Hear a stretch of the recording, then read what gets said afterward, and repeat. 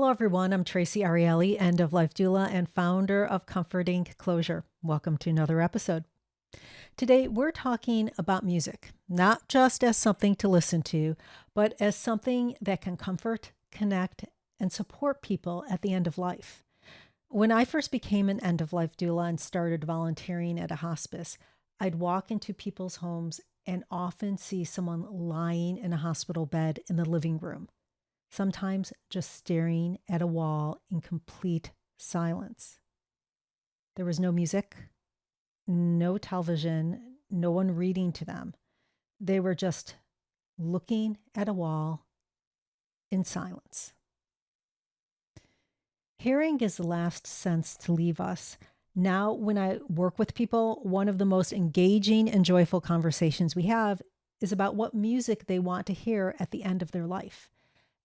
Everyone has a favorite song. Everyone has a soundtrack, or maybe more. My guest today is Catharine DeLong, a certified music thanatologist. She uses her harp and voice to support people who are dying, and through her work in hospice and private care, she's seen how much music can create moments of comfort, calm, and even connection at the very end. So grab a warm drink, find a comfortable seat, and join us for the conversation. Catharine, welcome, and thank you so much for being here. I'm delighted to be a guest. Thank you. Can you start off by telling us a bit about your journey to becoming a music thanatologist? At the age of 11, my mother decided it would be a good idea for me to have harp lessons. I'd played the piano for several years and was kind of losing interest. And I think really this was her dream for herself. And you know how that is. We oftentimes pass our dreams along to the next generation. So I had private music lessons throughout my teenage years and into college, and then became a freelance musician as I was in college, raising a family. It was wonderful to get to use my harp in that way. Attended many weddings, many funerals, provided a backdrop for some special times for people. And then I went to work for Lyon and Healy. They're the premier harp maker in the world, and I joined their sales team. And that was going well until about 2008, 2009, when we had a recession. And harps are a bit of a luxury item. And I was looking deeply, doing some introspective work and thinking about what is it I want to do with the rest of my life? How can I use my harp for a higher purpose? And thanatology or music thanatology had always been kind of hanging around in the back of my mind. On Christmas Day in December of 1996, I saw the founder of music thanatology featured on Ted Koppel's Nightline, and that has stuck with me. When I decided to make a change, I thought, I can do that. I can play the harp. This is something that I think can take me into my elder years. There's no reason I can't play for people until I'm incapable. so I began the training. It was a rigorous program, 2-year low residency with 1-year clinical internship.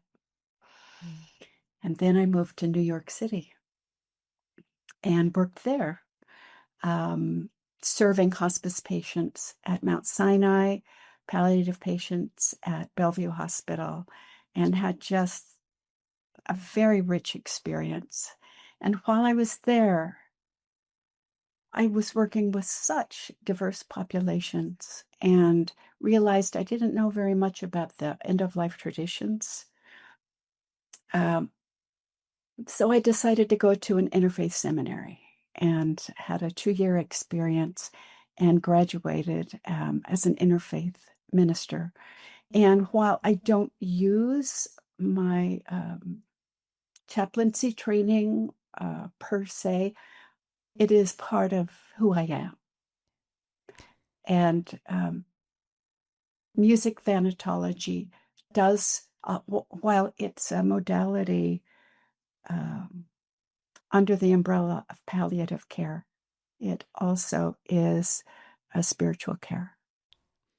Now, first of all, let me just say, many people will listen to this versus watch this, but I want people Mm, to know when you were talking about Christmas and music thanatology, knowing that that was it, your face lit up and you smiled so mm, broadly. It was mm, nice, really wonderful to see that happen. mm.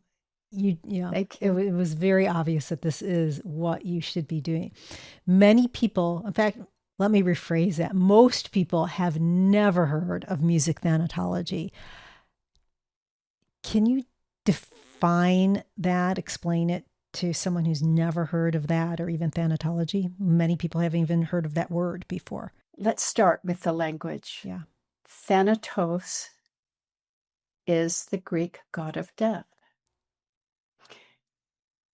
Thanatology is the study of death and dying. So, as a music thanatologist, I bring my harp and my voice to the bedside of people who are dying. And we tend to not only the physical needs, but spiritual and emotional needs as well. And when I talk about patient, yes, this music is for an individual, but it's so much more, and it addresses family members who are struggling. It addresses staff. I mean, it supports them as well. Oftentimes, a family member or a friend has been on this journey for as long as the patient. They've been right alongside, caring, being concerned, all of the things. And many of them are experiencing anticipatory grief. And it's especially useful for family. We can talk more about that, but What yeah, what does a typical session look like, not only for the client, but since you're taking care of the family, you're even taking care of the care team when you're playing? And what kind of music are you playing? I mean, is there special music? I'm gonna get really basic here. Special music yeah. that you know for the clients, or is it just you play the whole gamut? There's many questions in what you've just Yes, asked. yes. So let me address. Typically, I receive a text or a phone call from a nurse. And currently, I'm working in a community-based hospice Mm, company. And so I go to wherever the patient is. That might be in their home, that might be in a facility of some kind. So I get a phone call and I make arrangements with the family for me to come. And I encourage family members to be there and invite whoever you would like, whoever needs this particular kind of medicine. And I do refer to it as medicine. Um, so I arrive at the appointed time and take my harp next to the bedside of the person who we are most concerned about, the person who is, in fact, dying, and uncover the harp. And when it feels like everything's kind of ready to go, I will introduce myself to the patient, regardless of whether they are responsive or not. mm, I come close to the bedside and tell them I'm there and I'm going to bring some music, and uh, they can just rest. They mm. don't need to do anything. And then I sit at the harp and observe the patient's respiration. My goal in doing that is to eventually synchronize the music with the breathing of the patient. And this is a way to subtly walk alongside them to companion them.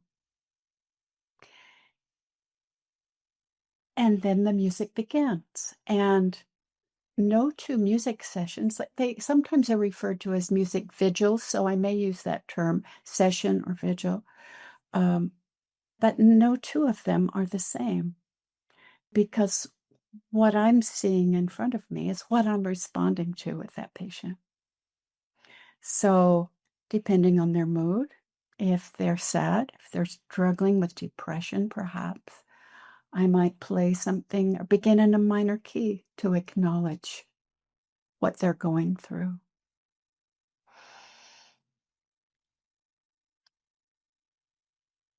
I think about their pain level.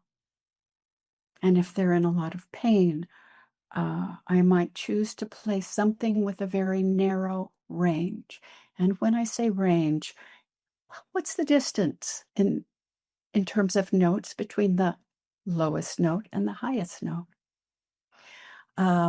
Just as an example, the Star-Spangled Banner would not be a piece that I would ever play for a patient because the range is so wide, it's almost not singable. So that kind of gives you an example. We're going for something that's contained and that is calming to the nervous system. Very nice. There was another question buried in there, but I can't remember, Traci. I asked very briefly, the types of music which you've already talked about. Yeah. How do the families and the care team, how does it affect them? I mean, I could make assumptions here, but I'll let you speak to that. Yeah.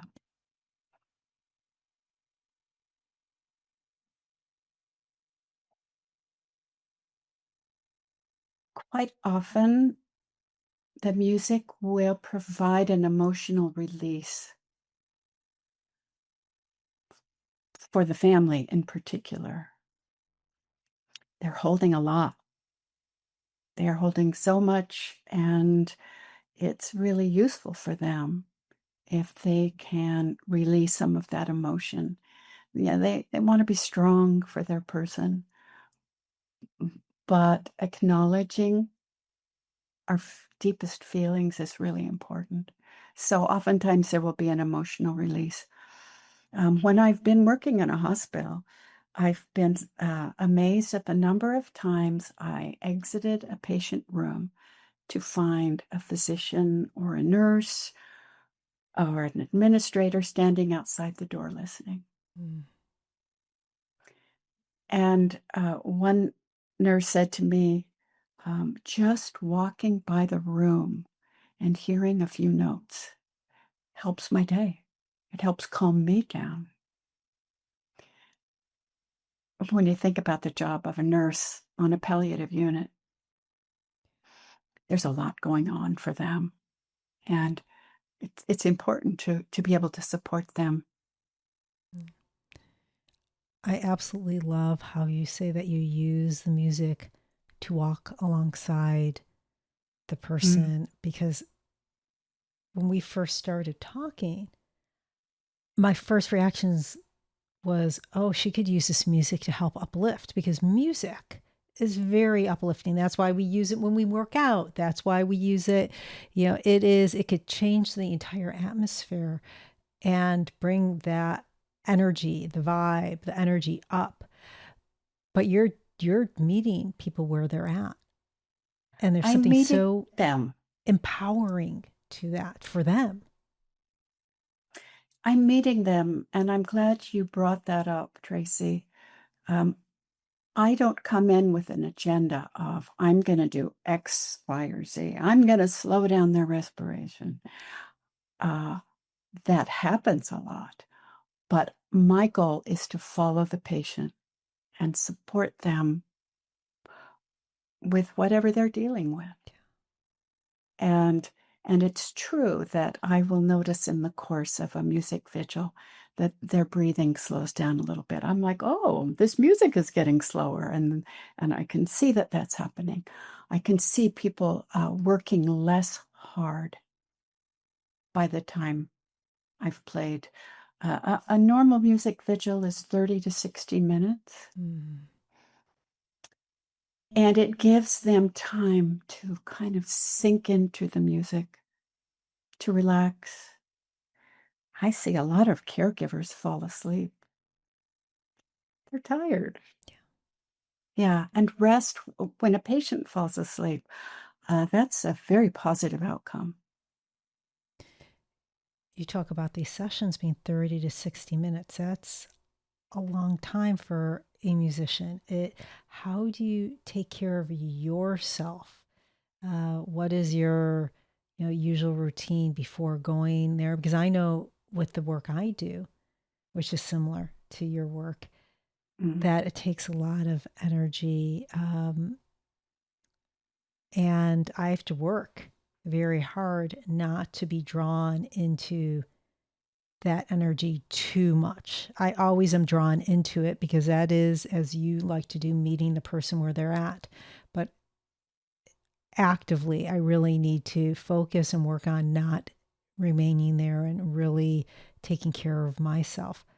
Do you Yeah. find that happens, do you go through a similar experience? Well, the best thing I can do to help myself is get a good night's sleep. Having a meditation practice is useful, a yoga practice, because this is a workout for the body. When I was working in New York City, part of my commute included a 10-minute walk across Central Park, going and coming from Mount Sinai Hospital. With your harp? And I had the benefit of leaving my harp at the hospital. So it was just me. Okay. Yeah. That is a benefit. That is a big benefit. Those are two That very different walks there. yeah. Thank you for bringing that up.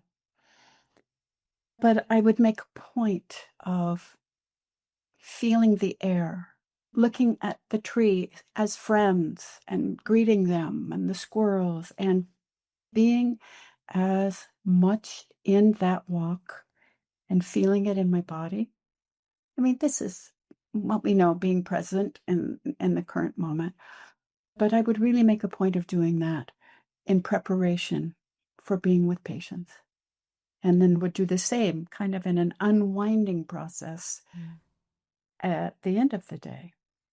And then when I would be ready to enter a patient's room, whether I washed my hands with soap and water or used hand sanitizer, that thing of washing your hands, I would say to myself, let me meet what meets me and let me bring what the patient needs. Just kind of a little something spoken to myself quietly.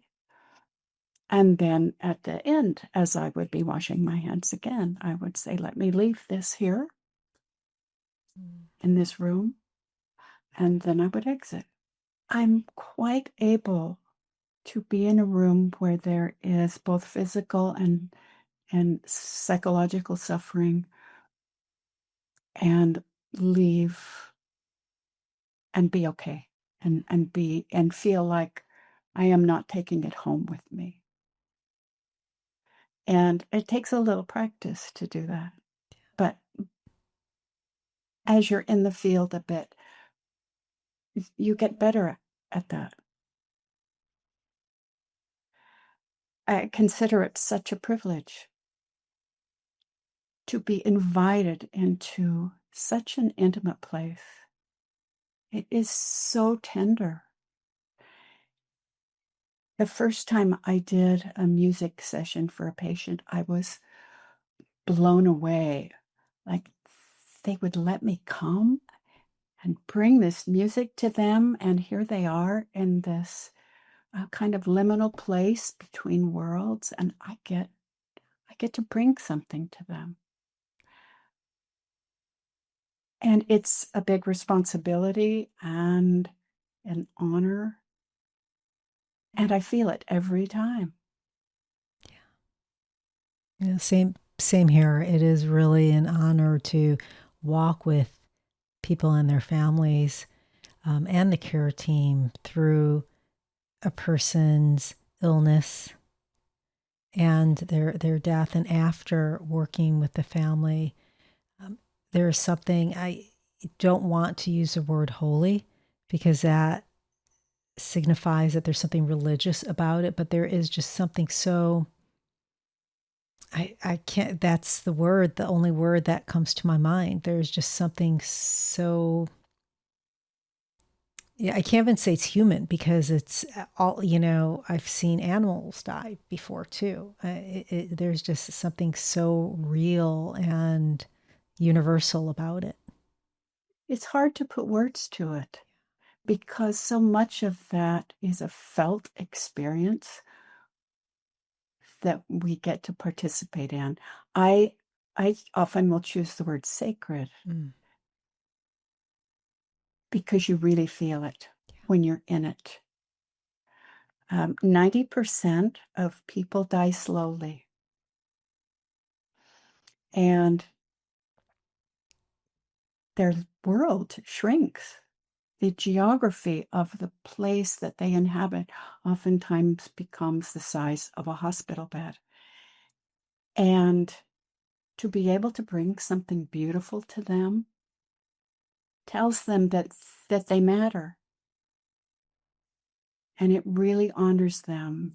And to get to create something where a whole family can have the same experience together. The patient is affected in one way. Their nervous system may be calmed. Like I mentioned earlier, their breathing might ease up a bit. And if they can relax, oftentimes they can get on their way and they can leave. That's one experience. But the family and the caregiver experience is that they have a memory. You never forget sitting at the bedside of a parent, for instance, or a sibling, and to know that you were part of something beautiful for them in their last hours is really a gift to those who are left behind. I know that you play the harp. What role does your voice play in this work, and how do you decide when to use your voice and how to use your voice? Singing provides another layer of human connection for patients. All the masks are off when you're singing. Yeah. It's carried on the breath. There's just so much about it that is wonderful. And every religion, every spiritual tradition uses music in some way. And it really is considered a way to invite the divine into a space. I sing about a quarter of the time, I would say. And a lot of that is just holding a nice vowel sound. It doesn't have to be complicated. And yes, I do sing songs with words at times, but a lot of it is just kind of, what do I feel like offering in this moment? What is coming up uh, that needs to be heard or that feels like I would like to express it? I want to talk a little bit about the music because people are oftentimes encouraged to make that playlist of what they want to hear when they're dying. And I think those playlists are fabulous in the weeks and days leading up to the end. But when a person is really working on leaving, and it is work, familiar music, their favorite music, might not be the best thing to help them get on their way. If I play your favorite song, Traci, you may not want to leave. You will have memories about that surrounding that song.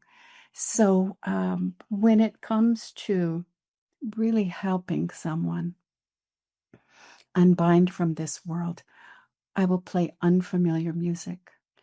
And it's not music, I'm not just messing around improvising. There is a method to the madness, and I will choose certain pieces with qualities that support that moment. And yes, they're not ever played the same two ways. I mean, two times. Always, each music session is unique unto itself. Mm. But we are really sensitive to whether familiar or unfamiliar music is useful at a certain time. Sometimes when a patient is in the last days and the family's around, I'll play a hymn to offer comfort to the family because they they really benefit from that kind of support.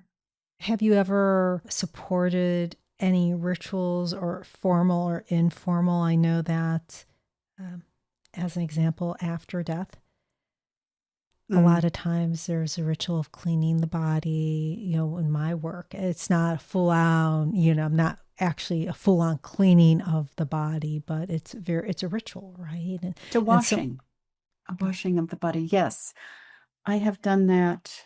Um, I've arrived too late at times when the patient has already passed. And if family is there, I will suggest a little bit of music. And they generally say, yes, please, absolutely.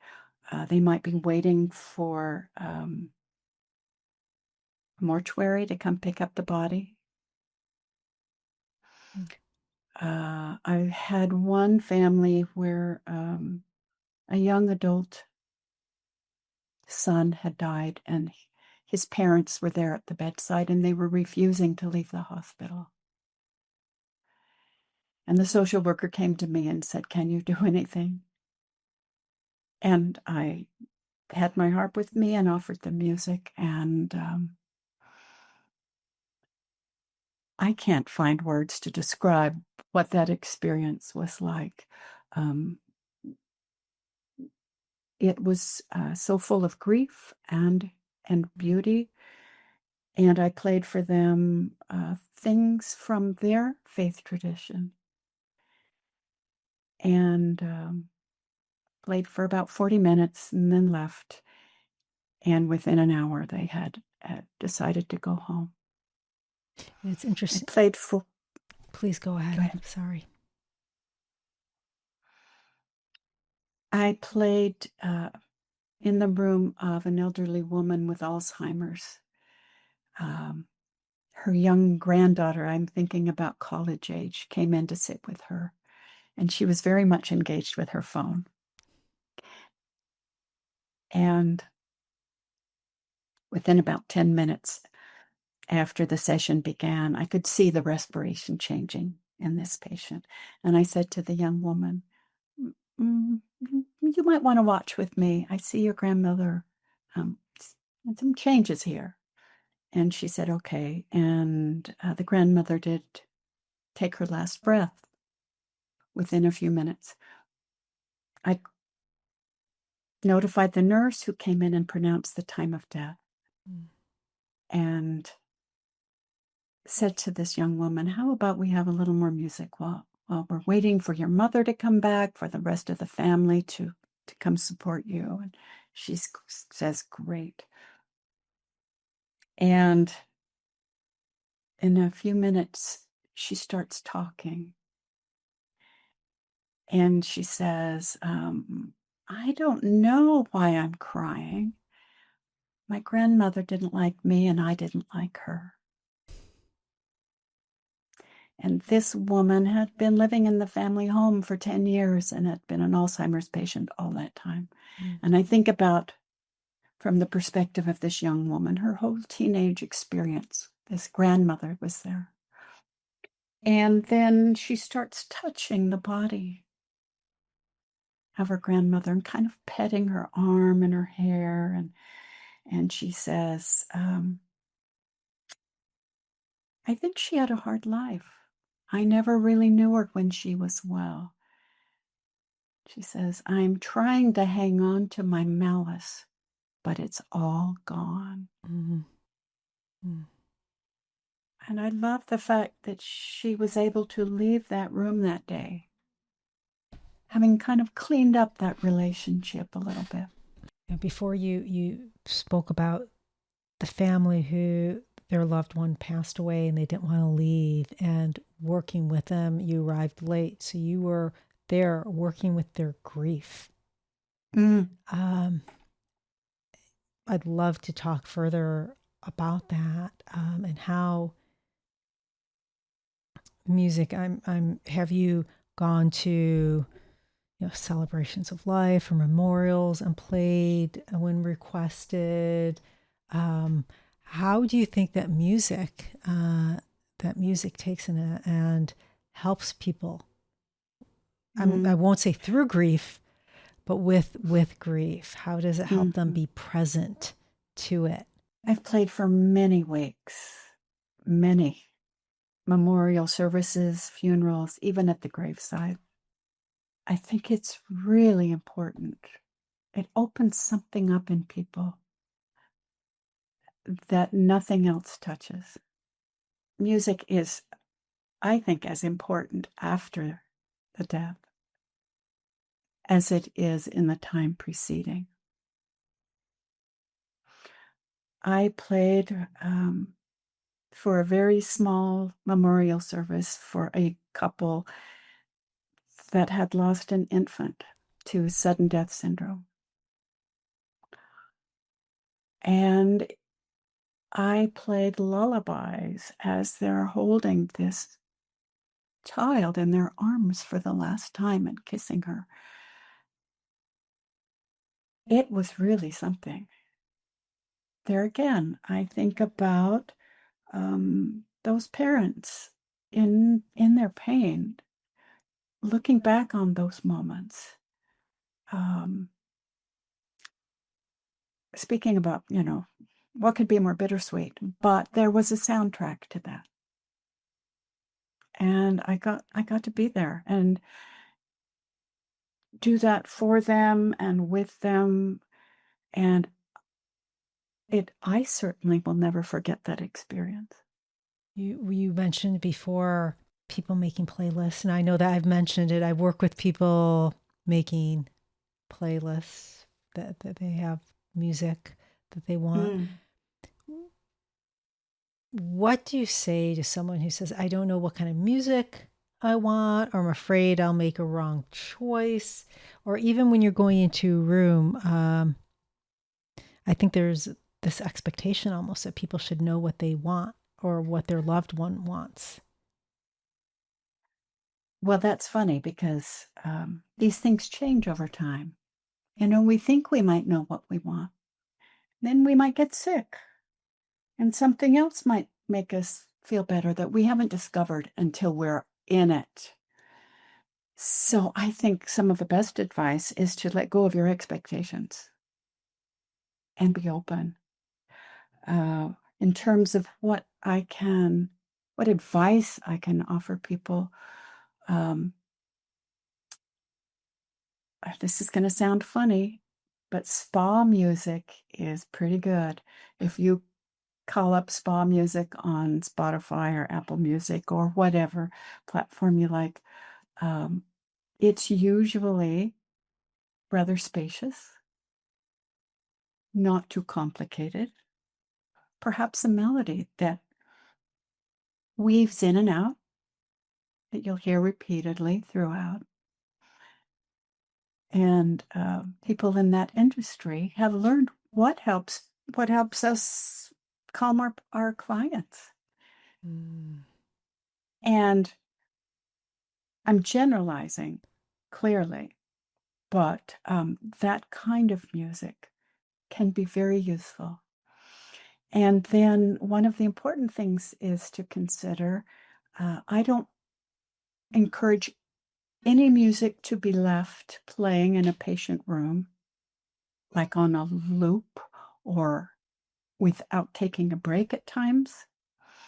If your loved one is unable to tell you they've had enough or to turn some music off themselves, they're kind of a victim to whatever is chosen for them on their behalf.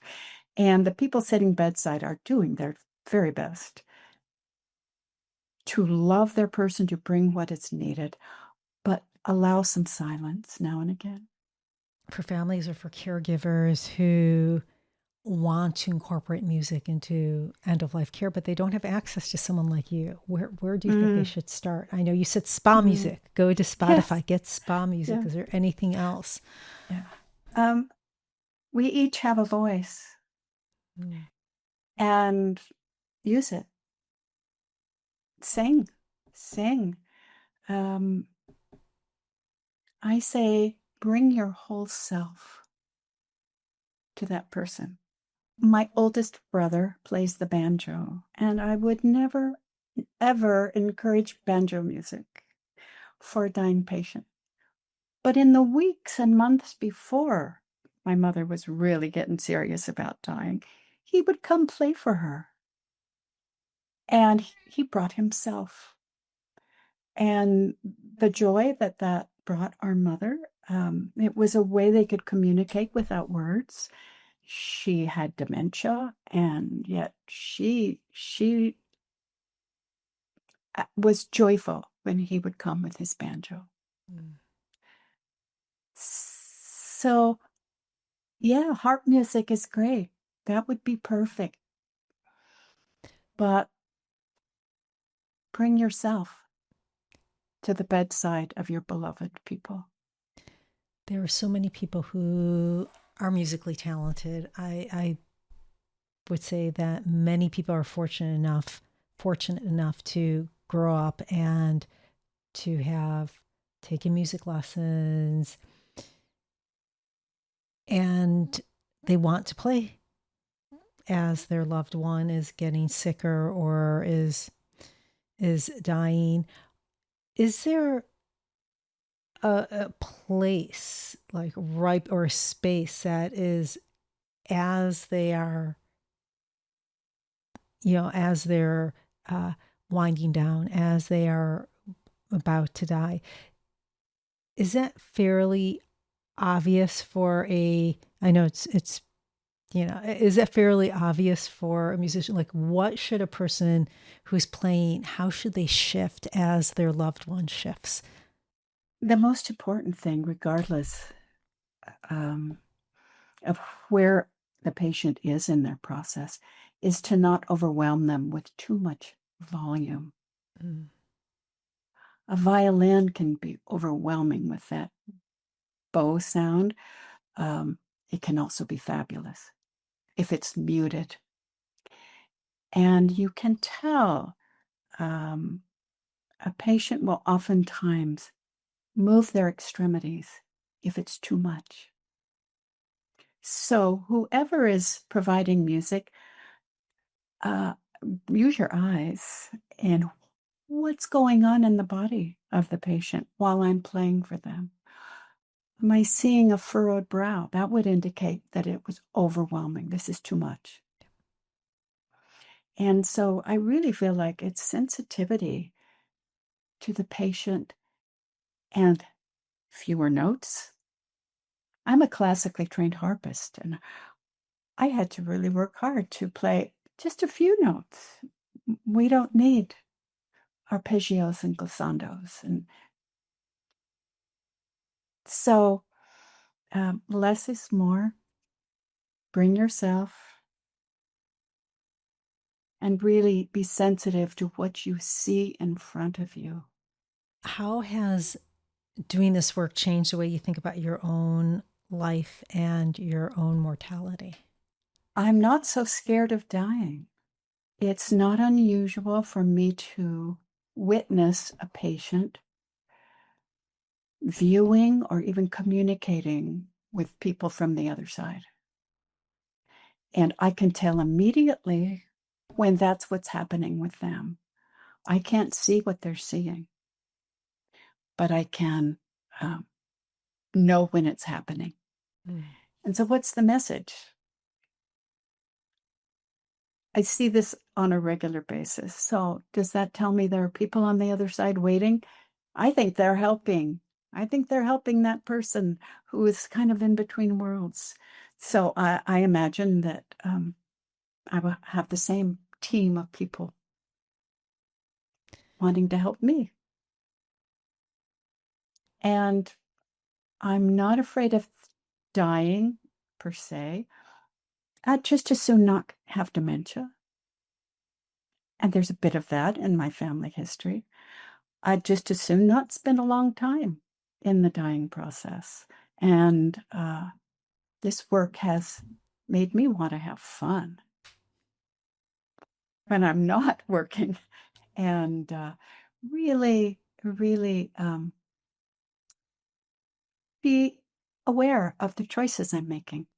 I think that most people who, I'll say they haven't met a person that works in some kind of death care that is different, that doesn't say something very similar. And, personally, taking and having the experiences that both of us have and having that honor of being able to see people pass away and really does change the way that you view life. You kind of know what you want at the end of your life.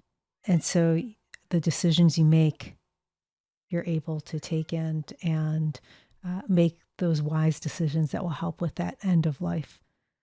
True. So, well, Catharine, thank you so much for being on the show and for listening to the questions and for just being present. I really appreciate it. For those that are listening and they want to learn more about you or get in touch with you, where can they find you? My website is DeLong, that's my last name, DeLongHarp.com. And you can learn all about me and what I do there. I'm also on Instagram at DeLongHarp. But before we go, Traci, I'd love to play for you a little bit. Oh, that would be an honor. Please, please. Thank you. Yeah. I mean, makes a nice intro and outro, if you know what I mean, to the program. Yes. And I think it's useful for people to understand a little bit what I'm talking about when I say music that is spacious. So I'm going to play something that kind of alternates between major and minor keys, and I will oftentimes begin a session with this little piece.